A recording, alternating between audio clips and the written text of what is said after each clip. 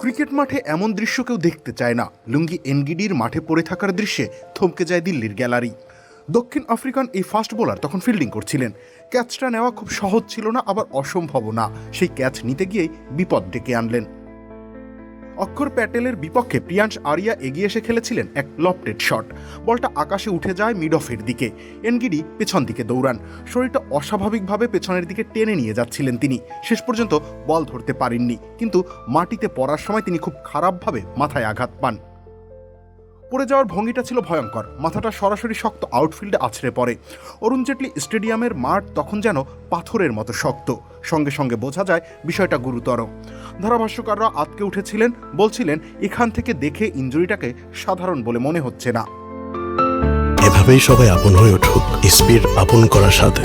ইসপি আপন করা স্বাদ। মাঠে দ্রুত ছুটে আসেন ফিজিও আর ডাক্তাররা।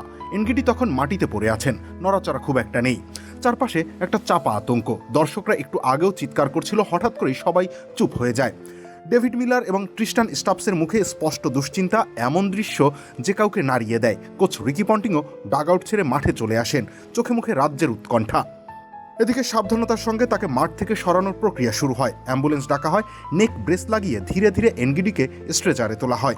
সবাই বুঝে যায় এই দফায় আর তার মাঠে ফেরা হচ্ছে না। অ্যাম্বুলেন্সের গন্তব্য সরাসরি হাসপাতাল।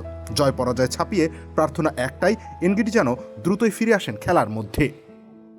রবিউল ইসলাম রানি, খেলা ৭১।